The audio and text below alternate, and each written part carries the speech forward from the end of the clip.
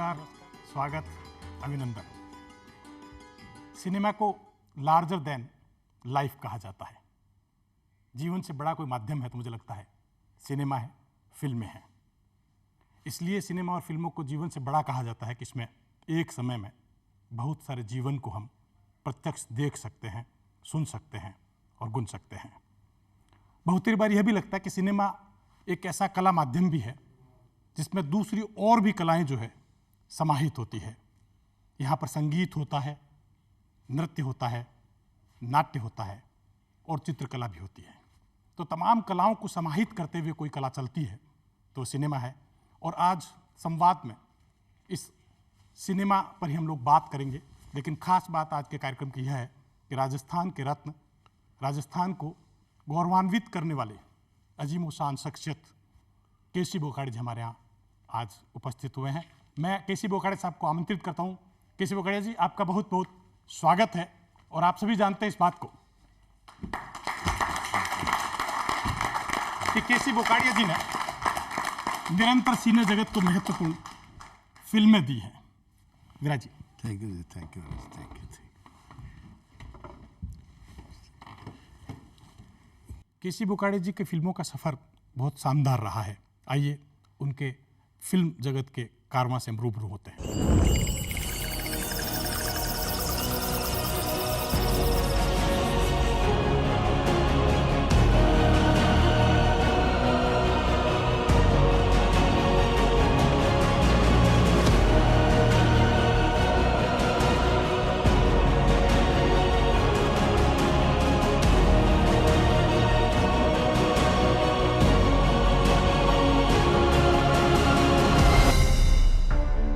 केसी बोकाड़े जी के बारे में बात करते हैं तो बहुत कुछ और भी चीजें जहन में कौंधने लगती है। यह 1972 का साल था जब पहली फिल्म केसी बोकाड़े जी ने की थी। और उसके बाद आप देखिए आज 2022 का समय आ गया है। 50 साल की यात्रा कोई कम नहीं होती फिल्म जगत में। और फिल्म जगत में 50 साल देने वाली शख्सियत ने बहुत महत्वपूर्ण फिल्में हम लोगों को दी है। तेरी मेहरबानियाँ, असली नकली, प्यार झुकता नहीं और इतनी फिल्में के अगर नाम लूँगा तो शायद ये शो जो है उसमें हम लोग बातचीत शायद कर नहीं पाएंगे। बहुत सारी फिल्में बोकाड़े जी आपने दी है निरंतर। और ख़ास तौर से यह भी मैं कहना चाहूँगा कि जहाँ से मीरा का नाम लेते हैं, मेड़ता जो है, उस मेड़ता से आप निकले और मुंबई तक पहुँचे। 72 में आपकी उम्र शायद 22-23 के करीब थी। उस उम्र में आपने फिल्म निर्माण का कार्य शुरू कर दिया। तो कैसा ऐसा कोई मुकाम इस तरह से बना या इस तरह से कोई ऐसी कोई पहल हुई कि आप फिल्म जगत में चले गए? क्योंकि मेड़ता एक छोटा सा कस्बा है, वहाँ से मुंबई का सफ़र आसान नहीं होता है। और क्या ऐसा लगा आपको कि फिल्म जगत में जाना चाहिए? मुझे कुछ सच्ची पूछे तो कुछ इतना होश समझ भी नहीं थी। हमारा तो कोई फिल्म का बैकग्राउंड भी नहीं था जी। और हमारे फादर ने कभी फिल्म ही नहीं देखी थी। अब इत्तेफाक हुआ कि मैं 1970 में ही एक्चुअली शुरू की रिवाज और 1972 में रिलीज़ की। इतना छोटा था और पहले कोई एक्सपीरियंस भी नहीं था। बस कोई आदमी मिले मेरे को, मद्रास रहते थे तो वहाँ एक डायरेक्टर मिला, एम.वी. रमन। फिर बात शुरू हुई, पिक्चर शुरू हुई। पिक्चर गोल्डन स्टूडियो था उनका, एम.वी. रमन का जो है। Raman golden studio, MV. Raman साहब ने वो वैजयंती माला को इंट्रोड्यूस किया था फिल्म लाइन में। और अच्छी अच्छी फिल्में बनाई थी उन्होंने। लड़की, बाहर, पहली झलक, भाई भाई, आप लोग सुने भी नहीं होंगे वो सब। अशोक कुमार, किशोर कुमार, वैजयंती माला उस दौर में नहीं। वो मसला तो मतलब नहीं सर कहने का, बट पिक्चर शुरू करके संजीव कुमार, माला सिन्हा, शत्रुघ्न सिन्हा वगैरह थे। पिक्चर अच्छी गई। फिर then second film I made it Chunauti, उसमें फिरोज खान, नीतू सिंह, धर्मेंद्र जी थे और वो भी पिक्चर अच्छी गई। फिर उसके बाद में 85 में प्यार झुकता नहीं लगी। और उसके बाद तो सर तेरी मेहरबानियाँ, नसीब अपना अपना, दुनिया भर की, कुदरत का कानून, सारी फिल्में, इंसाफ कौन करेगा। फिर दौर आया डायरेक्टर कैसे बना। तो हमारे यहाँ एक आदमी आया काम करने के लिए, दुबे जी। वो गुलशन राय जी के पास थे। वो ये मैं कई बार जिक्र कर चुका हूँ। उन्होंने मुझे बोला कि अमिताभ बच्चन साहब के साथ पिक्चर बनाओ। मैंने कहा सर मुझे कोई एतराज़ नहीं, बट वो I am happy with Mithun Chakraborty and धर्मजीर, ये लोगों के साथ मैं खुश हूँ। बिकॉज काम करते गए तो एक रिलेशन भी बन जाता है।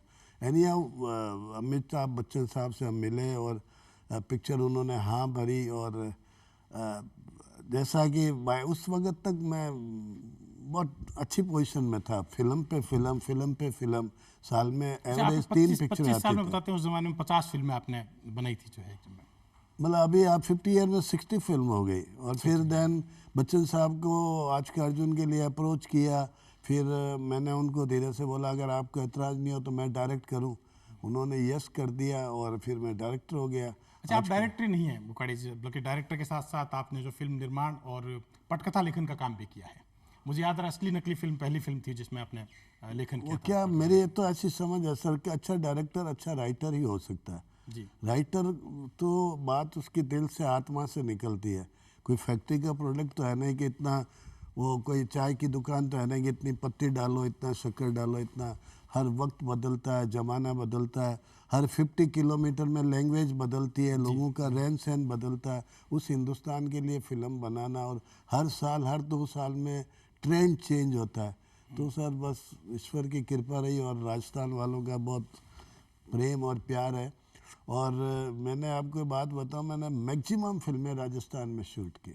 बहुत बढ़िया बात, ये बड़ी अच्छी बात है कि चूँकि राजस्थान के केसी बोकाड़ी जो राजस्थान के होने के नाते एक कायम उन्होंने बहुत महत्वपूर्ण यह भी किया कि यहाँ के जो डेस्टिनेशन है, टूरिज्म डेस्टिनेशन, उनको एक प्रकार से लोकप्रिय करने का काम भी आपने किया है। बोकाड़ी जी, बहुत सारी बातें आपसे करने का मन है, लेकिन उसमें मैं थोड़ी सी बहुत ये कहूँ कि 72 में आपने पहली फिल्म की थी, उसके बाद में चुनौती आपकी फिल्म आई, और बाद में एक थोड़ा सा अंतराल रहा उसके बाद में। तो इसका वो खास कारण रहा है कि 10 साल का एक पूरा गैप आपका रहा उसके बाद में? नहीं ऐसा नहीं, 79 89 में रिलीज हुई और फिर 82 में प्यार झुकता नहीं शुरू हो गई। तो 60-70 दिन, प्यार झुकता नहीं तो बड़ी मेलोडियस फिल्म 60-70 दिन लगते हैं सर शूटिंग में, बनाने में, फिर उसको पोस्ट प्रोडक्शन वगैरह 1-1.5 साल लग ही जाता है। तो 85 में रिलीज हुई। बस सर ऐसा गैप वाली बात नहीं है, मतलब ऐसा कोई रीजन नहीं है। एक बात और मैं पूछना चाहता हूँ मुखर्जी, आपकी असली नकली जो है वो 1962 में जो है वो उनकी ऋषिकेश मुखर्जी की भी आई थी, और आपने फिर असली नकली नहीं वो 86 में उससे की कोई थी मतलब नहीं था, टाइटल था। टाइटल उस वक्त हमने क्या शत्रुघ्न सिन्हा रजनीकांत को लिए, तो रजनीकांत शत्रुघ्न सिन्हा की एक्टिंग कॉपी करता था। तो लोग बोलते थे, हमने फिर वो टाइटल उनकी कास्टिंग के हिसाब से शूट करता है, कौन असली कौन नकली, कौन किसकी कॉपी करता है। तो वो इतना उसकी बात नहीं। फिर रजनीकांत को मैं 5 पिक्चर डायरेक्ट किया sir. It's a very big thing. आज हिंदुस्तान का मेरे ख्याल से रजनीकांत ने सबसे ज्यादा हिंदी फिल्म आपके साथ और सबसे हिंदुस्तान का सबसे बड़ा एक्टर वही है सर। उसकी फॉलोइंग, उसका चाहे कितना भी हो, आप अब मैं किसी के बारे में नहीं बोलता हूँ, आप जिसका भी नाम लेंगे इंडिया में कोई एक्टर जिसका आप जिसको बड़ा समझते हैं 10-15 करोड़ लेता है, रजनीकांत तो 100 करोड़ रुपया पिछले 15 बरस से लेता है। आपका क्या अनुभव रजनीकांत जी के साथ में? बहुत बढ़िया, माय डियर आदमी, मेरा बहुत दोस्त है, और मेरा और उनका बंगला अगल बगल में ही है। बहुत अच्छा आदमी है। अच्छा, जो आप अपनी बात कर रहे हैं कि तेरी मेहरबानी जो फिल्म बनी थी बड़ी लोकप्रिय फिल्म हुई, और आप हम सभी जानते हैं कि एक कुत्ता जो है उसमें एक मुख्य भूमिका भी निभाता है उसमें। कन्नड़ फिल्म एक बनी थी, उसके कहते हैं कि उसके ध्यान में रख कन्नड़ पिक्चर बनी और कन्नड़ से तमिल बनी। तमिल में फ्लॉप हो गई, कन्नड़ में हिट थी, लेकिन वो कुछ सीन हमने चेंज किए, और स्पेशली वो बस आप प्यार झुकता नहीं सुपर हिट, उसके बाद तेरी मेहरबानियाँ आई और उसमें फिर चेंज किए। वो गाना टाइटल सॉन्ग बहुत पार्ट प्ले किया, तेरी मेहरबानियाँ, जो आज तक और आज भी हिंदुस्तान की हाईएस्ट टीआरपी तेरी मेहरबानियाँ की है। अच्छा, तेरी मेहरबानी की जब बात करें तो एक बात और बीच में मैं टोक रहा हूँ आपको कि आपने कहीं कहा था कि तेरी मेहरबानी का दूसरा भाग भी जो मैं कंप्लीट कर दिया मैं। जी, कर दिया, रिलीज है अभी तेरी मेहरबानियाँ 2, जो उसको सेंसर भी हो गई। वो 2 कुत्ते पे है, 2 आप यूँ समझ लीजिए कि मनमोहन देसाई की फिल्म, जो एक्टरों का मैं नाम नहीं लूँगा, जो 2 एक्टर होते थे उनके, वो बचपन में बिछड़ते थे, इंटरवल में मिलते थे और एंड में बदला लेते थे।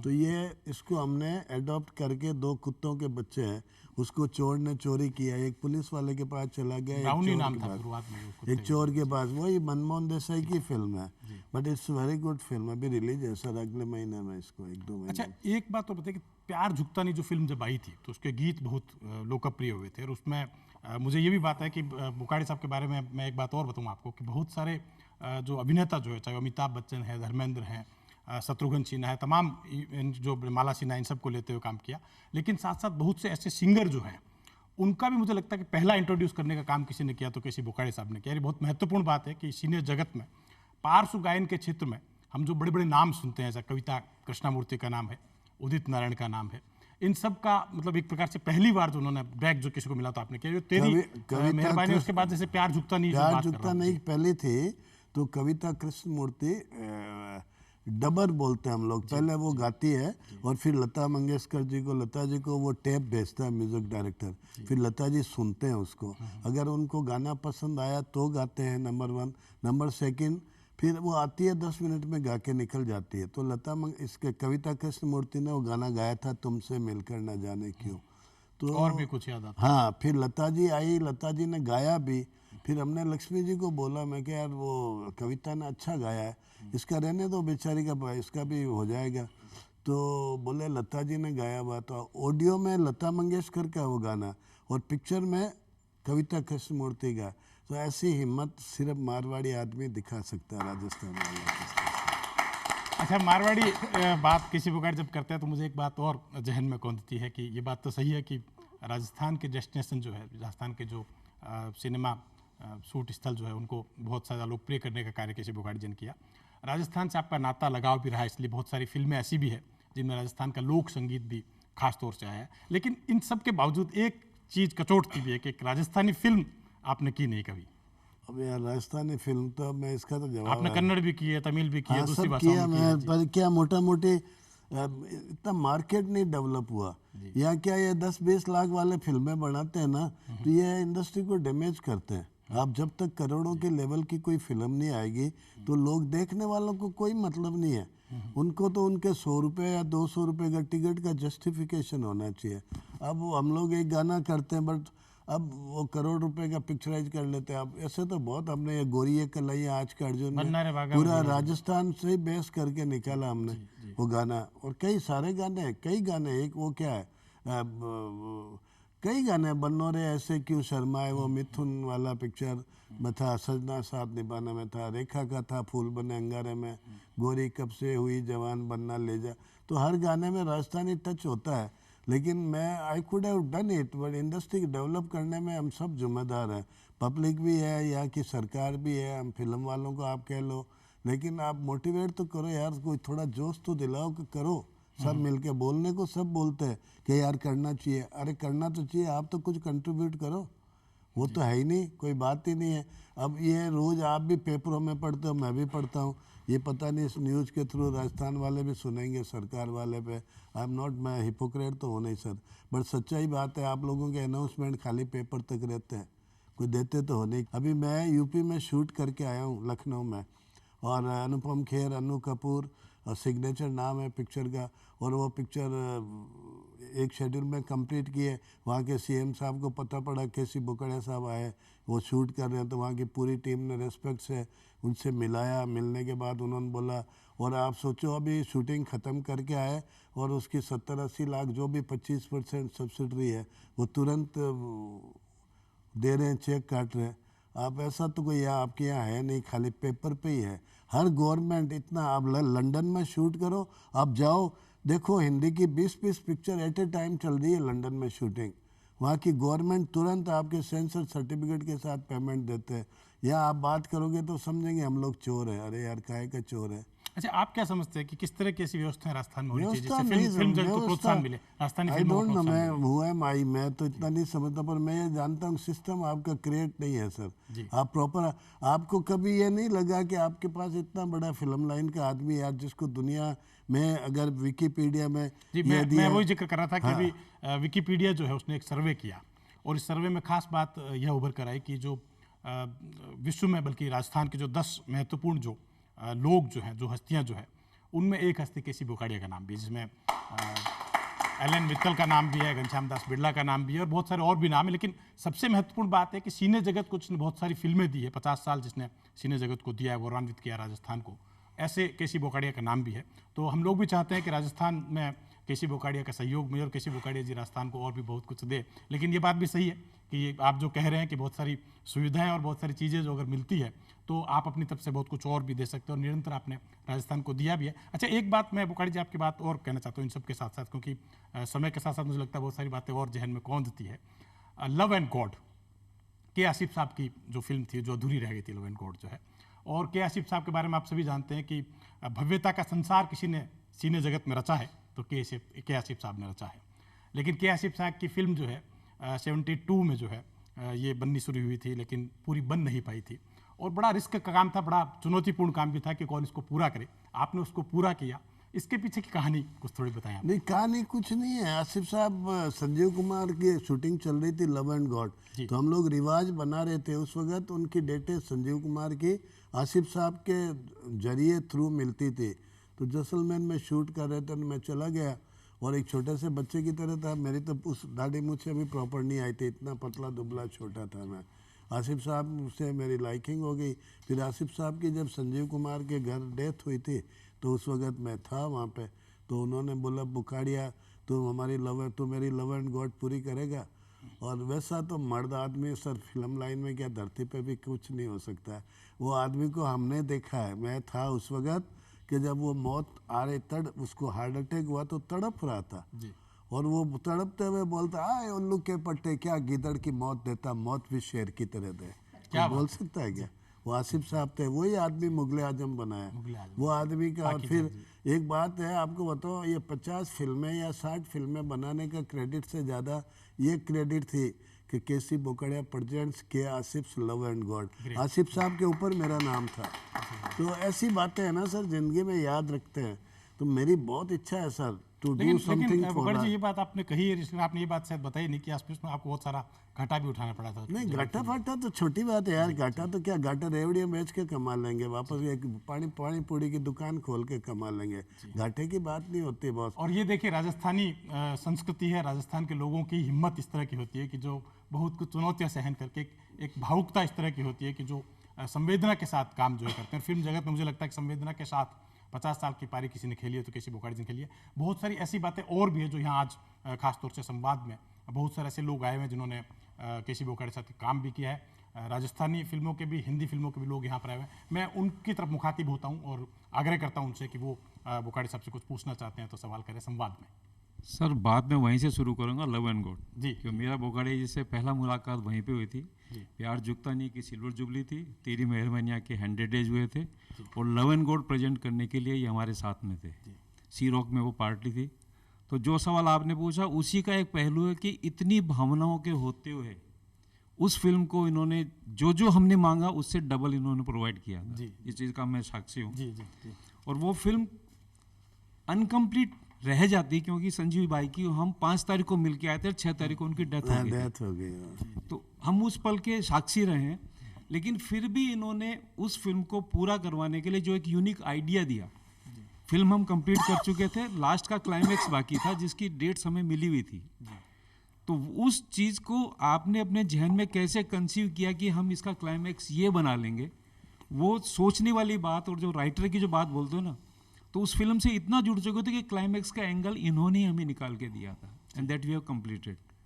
वो मोती का जाना, उसको आंसू में कन्वर्ट होना, उसके हम साक्षी हैं। तो मैं चाहूँगा कि उस पहलू पे आप वहीं से आपका लेखक बाहर निकल के आए।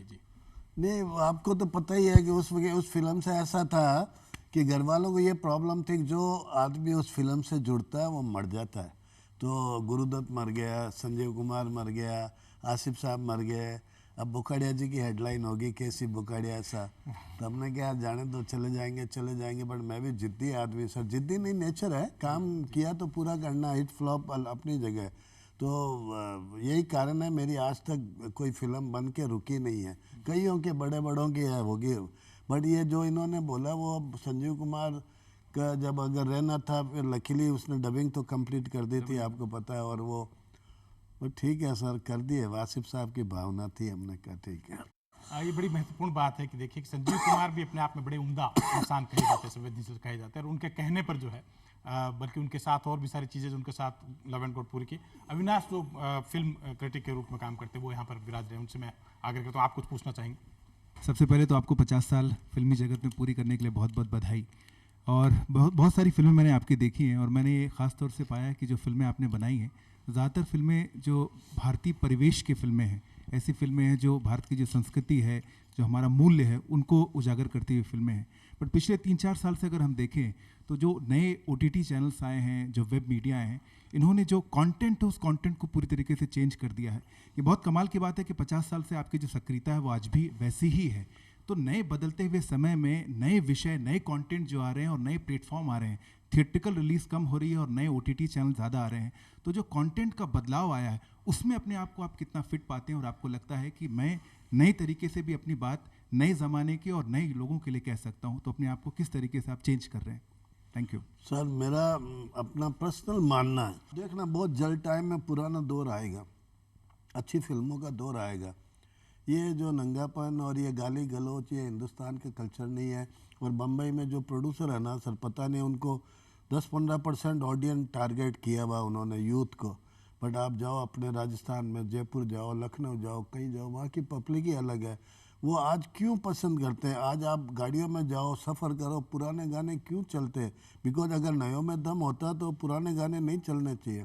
लेकिन आप जो बोल रहे हो वो सबका दर्द है, हम लोग भी कंफ्यूज है। पर मैं आपको बताऊं, एक हिंदुस्तान का मेजर तबका अच्छी फिल्मों वाला है। आप कोई हिम्मत करे, अभी 2-3-4 अच्छी पिक्चर आ रही है। एक राजश्री वालों की ऊंचाइयाँ आ रही है, अमिताभ बच्चन जी, अनुपम खेर जी। एक हमारे हैं अनुपम खेर जी और अनु कपूर, रणवीर शोरी, मनोज जोशी, ये सब अच्छे परफॉर्मर है। और हमने वो फिल्म सिग्नेचर में पूरी फिल्म सर हॉस्पिटल पे बनाई है कि आज एक मिडिल क्लास की फैमिली अगर कोई हॉस्पिटलाइज हो जाता है ना सर, उसको बाहर निकालना बहुत मुश्किल होता है। हम सब सफ़र करते हैं, चाहे छोटा वाला छोटा करता है, बड़ा वाला। सबसे बड़ा माफिया जो राज हो गया, माफिया का सिस्टम, वो हॉस्पिटल में ज़्यादा है। इतना बड़ा बड़ा बिल पकड़ा देते हैं, वो इंटेंसिव केयर में ले जाते हैं और उसके बाद में वो वेंटिलेटर लगा देते हैं। अगर मैं आपको ठीक बोलता हूँ, अगर कोई बड़ा अमीर आदमी आ गया तो गरीब का वेंटिलेटर 1 मिनट में हटा देंगे, 2 मिनट में अंदर हम तो जाते नहीं है और पकड़ा देते हैं, sir now it is over, आप लेके जाओ। और आप उनको बिल देते रहो जब तक उनकी मशीन खाली है, तो बोलेंगे नहीं इम्प्रूव हो रहा है, इम्प्रूव हो रहा है। That is the film I am doing now, I am releasing signature. तो ऐसी 3-4 अच्छी फिल्में आने दीजिए, ट्रेंड चेंज होगा। अच्छा, उसी आलोक में मैं आपसे बात कर रहा हूँ कि जैसे आपने अविनाश कहा था कि OTT और जो दूसरे जो माध्यम जो फिल्म के आ रहे हैं, उसमें क्या आपको नहीं लगता कि सिनेमा हॉल जो है धीरे धीरे खत्म होते चले जाएंगे? नहीं, सिनेमा के जिम्मेदार फिल्में नहीं है सर, थिएटर वाले जिम्मेदार है। 400 रुपये का टिकट, 200 रुपये का पॉपकॉर्न नहीं अफोर्ड करते हैं। आप देते ही नहीं। आपको एक बात बताऊँ, जिस आसिफ साहब की बात करते हैं ना, वो उनकी पिक्चर रिलीज हुई थी मुगले आजम, और मुगले आजम के रिलीज मराठा मंदिर में प्रीमियर था, संतोष सिंह जी मैनेजर थे। तो उस वक्त सर उनका टिकट, मुगले आजम का टिकट 400-500 रुपये में फर्स्ट शो पे हुआ। आसिफ साहब उतरे थे और आसिफ साहब ने वो ब्लैक मार्केटर वाले का वो गिरेबान पकड़ गए और लेके आए, और कितना टिकट है तुम्हारे पास? बोले 20 टिकट है। बोले इसको 10,000 रुपया दो, आज के बाद देख लिया ना मैं चप्पल से मारूंगा। बोले मैंने फिल्म 10 रुपये की बनाई है, 500 रुपये के लिए नहीं बनाई है। आप जब 500 रुपये का माइंड मेकअप करके वहाँ खर्च करके जाते हो, वो आपको स्टफ नहीं मिलता है ना, तब पिक्चरें फ्लॉप हो रही है। आप पिक्चरों का टिकट होना ही नहीं चाहिए 100 रुपये से ज़्यादा, बिकॉज आप दुनिया से कंपेयर इंडिया को नहीं कर सकते। या जब तक ये मजदूर मिडिल क्लास नहीं जाएगा, आपका सिनेमा इम्प्रूव ही नहीं होगा। तो ये जिम्मेदार प्रोड्यूसर कम है, उससे ज़्यादा ये थिएटर वालों ने इतना हाइप कर दिया। एक फैमिली को जाने के लिए 2,000 रुपये चाहिए, आदमी सोचे यार बंद करो यार, छोड़ो। फिर कोरोना में हैबिट हो गई आदमियों की फ़ोन पे देखने की। अच्छा दौर आएगा सर, और आप देखना ये सर। अच्छी बात है कि केशव बोकार्ड जी अभी आसान भी इस बात को लेकर के अच्छा दौर आएगा।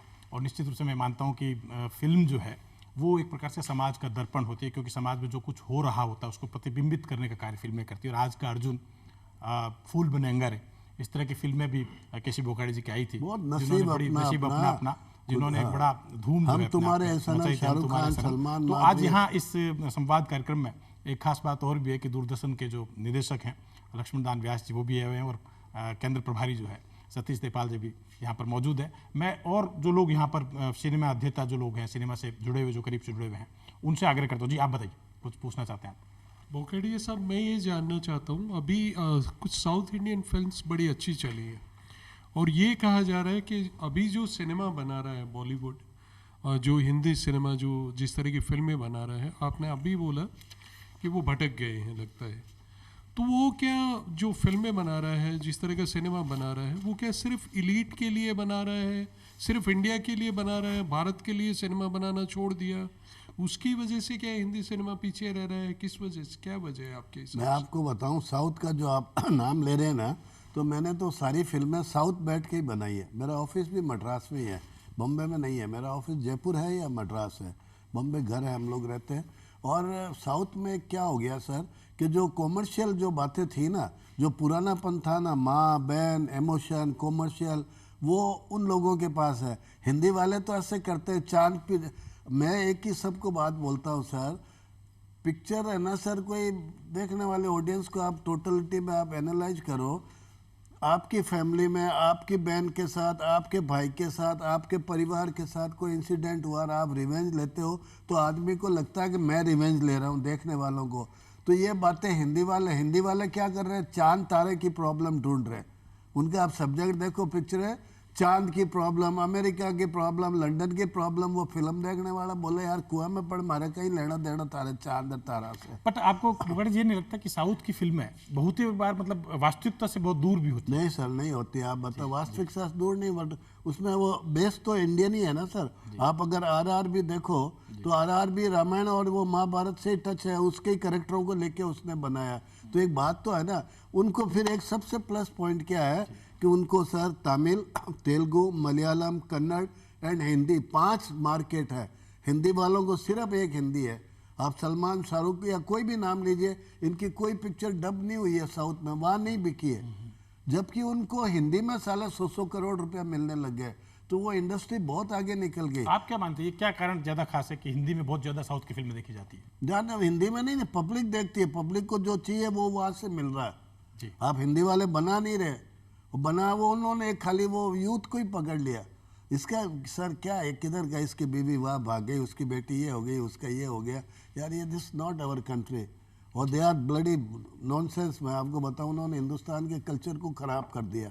जो भी सीरियल आपने भी देखते होंगे, हम भी देखते होंगे, क्या क्या है यार। अच्छा, आपको ये नहीं लगा? देखिए अमिताभ बच्चन ने आपके साथ लंबा काम किया, बल्कि मुझे लगता है सबसे ज़्यादा निकट लाल बादशाह किया आज का अर्जुन। हाँ, कि इसके बावजूद आपको कभी नहीं लगता कि जैसे अमिताभ बच्चन कौन बने करोड़पति किया, तो आपको नहीं लगता कि इस क्षेत्र में भी आपको जो है जो टीवी माध्यम जो उसको अपनाना चाहिए? भाई टीवी तो मैं तो करूँगा तो राजस्थान के लिए करूँगा। ये व्यास जी हमारे भाई है, मित्र है। मैंने इनको यहाँ की पूरे लोग हैं ना sir, they are my family. और मैं ये जब भी बुलाते मैं आ जाता हूँ, इनको पता है, इनके एक फ़ोन पे आ जाता हूँ। ये वीरेंद्र जी तो यूँ समझते हैं उनके वसीयत में मेरे पापा ने लिख के गए बुकाड़े में बोला आ जाएंगे करके, और फिर ये बुलाते हैं। और अभी इनके हम मयंक अग्रवाल साहब से भी मिले मैं, उन्होंने बच्चे लोग बोले पापा आप इनके अग्रवाल साहब आपके अच्छे मिलने वाले हैं, आप उनको रिक्वेस्ट करो कोई अच्छा सा सीरियल दे। एक सामने जो बैठे एक जना कोई बात करना चाह रहा है, पूछना चाहता है जी। मैंने बचपन से बोकाड़िया साहब का नाम भी सुना है, बोकाड़िया साहब को देखा भी है और खुशी भी है कि मैंने उनके साथ काम किया।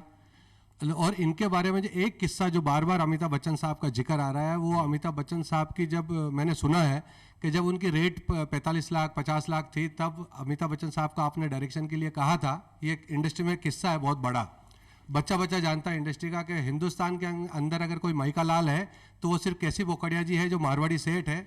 उसी ने इस हिंदुस्तानी सिनेमा के अंदर करोड़ रुपया देने वाला पहला एक निर्माता ऐसा था कैसी बोकाड़िया जी, जिन्होंने अमिताभ बच्चन साहब के 50 लाख रुपए थे तो इन्होंने कहा मैं डायरेक्शन करूंगा। तो उन्होंने कहा था कि अरे भाई डायरेक्शन आप करोगे, मैं कैसे करूंगा, मैं पैसे ज्यादा लूंगा। बोले कितने लोगे? बोले 75 लाख। ये आगे आप गलत, तो बोले 1 करोड़ आप ये स्टेटमेंट गलत दे दिया आप। टीवी में ये बात आई, ये फिर उठी कि वो 70 लाख उस वक्त ये आलम था। आपने 1 करोड़ रुपया दिया था उस आप वक्त। सुनिए मैं बोल रहा हूँ उसको, उस वक्त वो 70 लाख यूज टू चार्ज। तो मैं गया और जाने के बाद में उनका सेक्रेटरी था, उन्होंने नहीं मांगा, वो हबीब नडियाड वाले जी थे। उस वक्त क्या था सर कि बम्बई में एक ऐसी न्यूज़ थी कि बोकाड़िया जी एक्टरों को पैसा देते अच्छा, तो उन्होंने 80 लाख रुपया मांगा मेरे से, 70 लाख लेते थे वो। हमने कहा यार, बच्चन साहब भी बैठे थे सामने, हमने कहा आपका हीरो लाख में ही है क्या? इतनी बड़ी शख्सियत अमिताभ बच्चन साहब की प्राइस 1 करोड़ रुपया।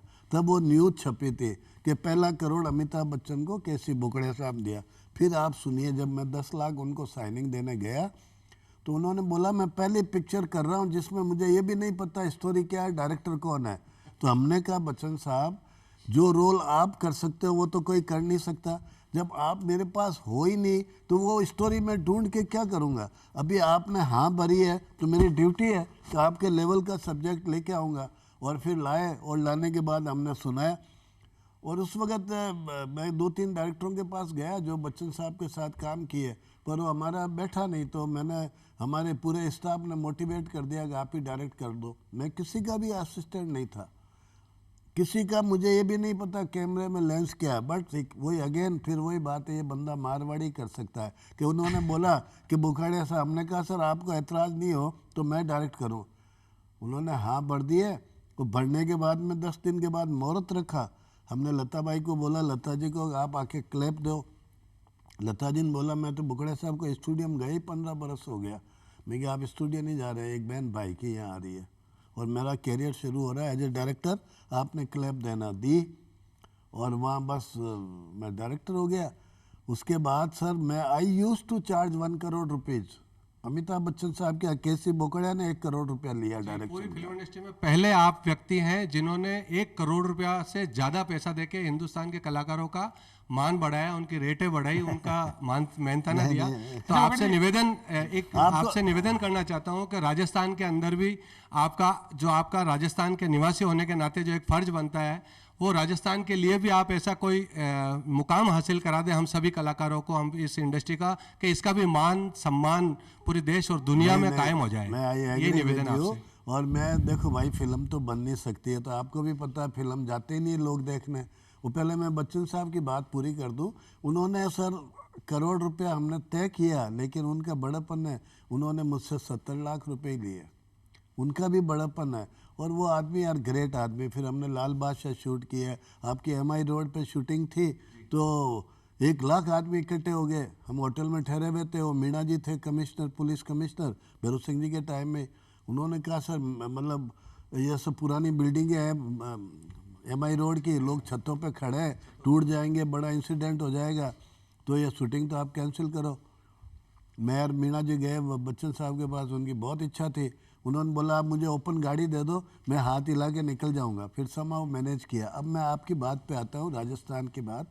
देखो पिक्चरों तो पॉसिबल है नहीं, आपको पता है हिंदी में ही लोग नहीं जाते हैं, तो राजस्थान में तो, और वो धंधा ही किस काम का यार। आप लोग फिल्म बनाते हो, और जैसा मैंने सुना, मैं इंसल्ट नहीं कर रहा हूँ, मैंने सुना कि वो एक्टर जाके बोलता है मैं तेरे घर आता हूँ और तुम 20 टिकट खरीदो या 50 टिकट खरीदो या 100 खरीदो। आपको भी राजस्थान से प्यार है, मुझे भी प्यार है, लेकिन हम सब मिलके इसका लेवल उठाते हैं।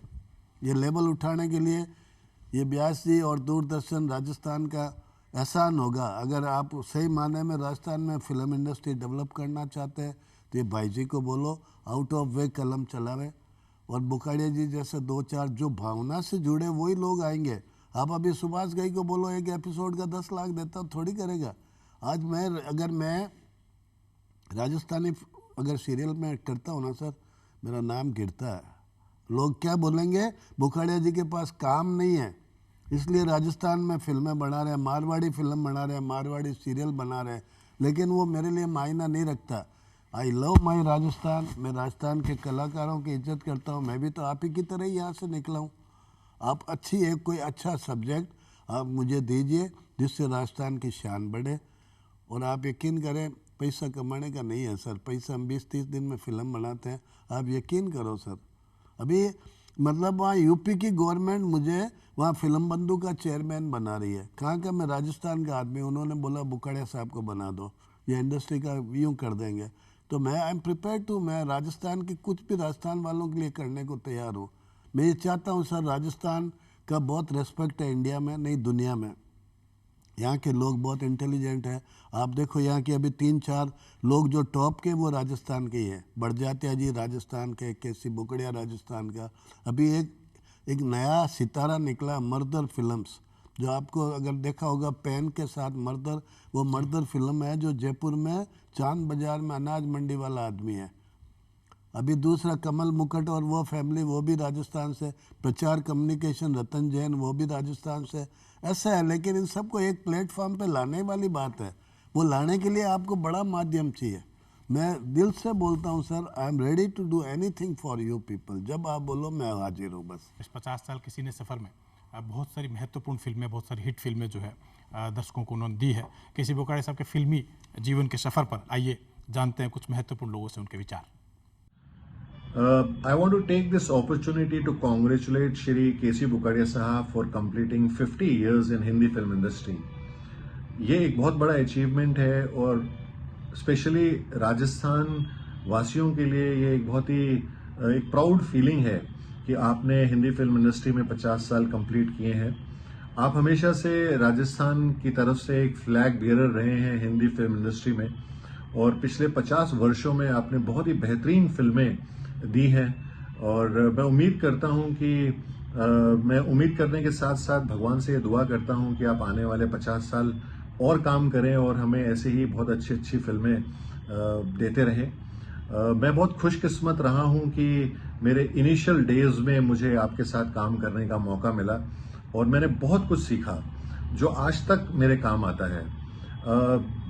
I wish you all the very best sir with good health. इसके साथ साथ मैं दूरदर्शन राजस्थान को भी बधाई देना चाहता हूं कि उन्होंने ये संवाद जैसा इतना बेहतरीन कार्यक्रम शुरू किया है। I wish Doordarshan Rajasthan very best and thank you so much for giving me this opportunity to congratulate Shri Bokadia साहब। मैंने आपके साथ एक ही फिल्म में काम किया, वी आर फ्रेंड्स, जो जयदेव चक्रवर्ती ने डायरेक्ट की थी, लेकिन आपके साथ जो समय बिताया है वो अब तक याद है। आप बहुत एक अच्छे इंसान हैं और एक विजनरी हैं, बहुत अच्छे प्रोड्यूसर हैं और आपने इतनी अच्छी अच्छी फिल्में बनाई हैं। मैं दुआ करता हूं कि ईश्वर आपको लंबी उम्र दे सेहत के साथ and God bless you always. आज आपका संवाद में इंटरव्यू है, राजेश जी आपका इंटरव्यू ले रहे हैं, इनसे भी मैं वाकिफ़ हूँ बहुत अच्छी तरह। राजेश जी प्रणाम एंड बहुत जल्दी मुलाकात होती है आप दोनों से। ख्याल रखिए अपना, गॉड ब्लेस यू। बोकाड़े जी 50 साल का सफ़र जो फिल्मों का आपका पूरा हो गया यार। मैं जब फिल्मों की बात करते हैं तो एक से एक हिट फिल्में आपने दी है और फिल्म जब बनती है तो उसमें बहुत सारा योगदान जो है फिल्मी गीतों का भी होता है। वहाँ पे जो प्रदर्शित जो अभिनेता अपना अभिनय करता है उसका भी रोल होता है उसमें। आप क्या मानते हैं हिट फिल्म का फार्मूला क्या मानते हैं, क्या होता है हिट फिल्म का? अच्छा होना चाहिए, म्यूजिक बहुत अच्छा होना चाहिए, स्टोरी अच्छी होनी चाहिए, संगीत अच्छा। और आज आप देखो बम्बई वालों ने संगीत को ही निकाल के फेंक दिया जी, जबकि संगीत मेन आत्मा है पिक्चर की। एक गाना हिट होता था आदमी 2 बार देखता था पिक्चर, वो है ही नहीं आजकल। अच्छा, म्यूजिक की बात करें तो आपने बहुत सारे ऐसे कलाकार हैं जिनको आपने एक प्रकार से ब्रेक दिया। कविता कृष्ण की बात करें, उदित नारायण की बात करें, तो क्या ऐसा प्रसंग रहा उदित नारायण के बारे में थोड़ा सा बताएं? नहीं, उदित नारायण क्या, वो कुमार सानू जी को मेरे गुलशन जी भेजे तो हमने बप्पी जी को बोला, हमारा गाना रिकॉर्ड था, मैं यार आप जाओ बप्पी जी से मिल लो, ये गाएंगे गाना। वो बप्पी जी का सेक्रेटरी था भरत, उसने भेज दिया वापस कुमार सानू को। हाँ, तो ये हमारे अमित बोकाड़िया जी हमारे भतीजा मेरा, ही वाज हैंडलिंग इन्हीं की पिक्चर का। इन्होंने भी 4-5 पिक्चरें बनाई है, तो इनकी पिक्चर का ही गाना था वो। उस वक्त जब वो आया तो वो बोला, उसने कहा कि वो इनके फादर थे गौतम जी हमारे, तो उन्होंने बोला यार बप्पी जी ने वापस भेज दिया। गुलशन जी ने गौतम जी को बोला था, तो हमने यार बप्पी जी को बोला यार बप्पी जी ने गाना यही गाएगा। मैं सच बोलता हूँ, अगर वो माने नहीं माने उनकी मर्जी है, आज कौन मानता नहीं मानता मुझे नहीं मालूम। वो उसने सर वो गाना गाए और सानू जी का पहला गाना था, उदित नारायण का ही भी पहला गाना बप्पी जी के यहाँ मैं लेके गया। गाने गाए होंगे, लक्ष्मी जी के पास आते थे, ये उसमें कोई नई बात नहीं है सर। अजय देवगन ने हमारे यहाँ 2-2 लाख में पिक्चर की, दिल है बेताब वगैरह।